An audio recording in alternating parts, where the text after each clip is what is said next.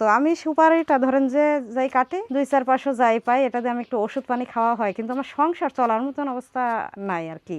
এই ইনকামে কাজটা করি আমাদের সাংসারিক সমস্যা যেন একটু দূরীকরণের জন্যই করি। এটা প্রায় বছরখানেক মতন হয়ে আসতেছে আর কি। এর আগে আমি গৃহিণীরও আগে আমি চাকরি করতাম। আমি হচ্ছে ডিগ্রি পর্যন্ত পড়াশোনা করছি। শারীরিক অসুস্থতার কারণে বাসায় আছি। আমার মা বিছানায় পড়ে আছে, হাজবেন্ড ভ্যারাইটিস কাজ করে, এটা বাধ্য হয়ে করতেছি। শারীরিকভাবে একটু অসুস্থতার কারণে, এদিকে ইনকামটা একদম লো থাকার কারণে নিজে মনে করলাম বসে না থেকে একটু হাত খরচের পয়সাটাও যদি হয়।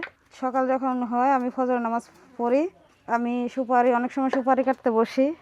গরু আছে, গরুকে একটু খাবার দিয়া সুপারি কাটতে বসে 1টা পর্যন্ত কাটি। তো সুপারি নিতে যারা আসে মাপা দিলে, ওজন দিয়া দিলে, তারা আবার ধরেন নিয়ে চলে যায়। যাওয়ার পর আমি আবার গোসল দিয়া নামাজ কালাম পড়ি, পইরা এই যে খাবার সারি আবার এই কাটতে বসি সুপারি। এভাবেই দিন কাটি আর কি। এটা আসলে আমি আগার দিন থেকে পরের দিন এই 12টা-1টা পর্যন্ত যখন সুপারি নিতে আসে সেই সময় পর্যন্ত কাটি। যদি ভালো কাটতে পারি বা শরীর ভালো থাকে তখন দেখা যায় 14 কেজিও কাটি আর কি। আর এটার হচ্ছে আপনার কেজি প্রতি হচ্ছে 15 ধরে আর কি। সুপারি এটা তো আমি বিক্রি করি না, এটা আমি যারা ব্যাপারীর সুপারি আমি কাটি। তারা ধরেন এই যে সুপারি বস্তা দিয়ে যায়, আবার তারা এসে পরের দিন এসে আবার ভ্যানে করে নিয়ে এসে রাস্তা থেকে ওজন দিয়ে মাইপে আবার তারা নিয়ে যায়।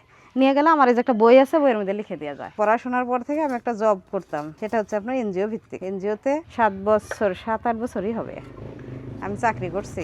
চাকরি করা অবস্থায় আমি একটু অসুস্থ হয়ে যাই।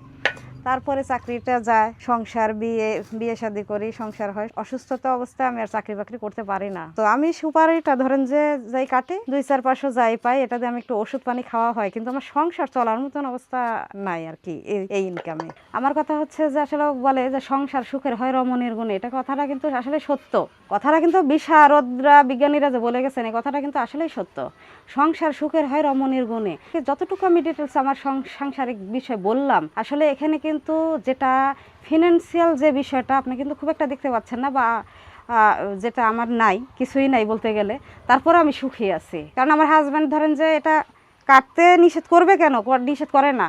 তাকে যদি কোনো রকম সাপোর্ট আমি দিতে পারি এটা কেটে, ইসলামিক দৃষ্টিকোণ থেকে আমি গীবত থেকে দূরে থাকতে পারতেছি। আবার আমি সুপারিটা কাটি, আমি অনেক রকম আল্লাহর কালাম আমার ভিতরে হয়, আমি পড়ি। আবার 2-4 টাকা আমার স্বামীকে যদি আমি দিতে পারি সময়, তার হাত খরচের জন্য, পকেট খরচের জন্য, এটা তো ভালো।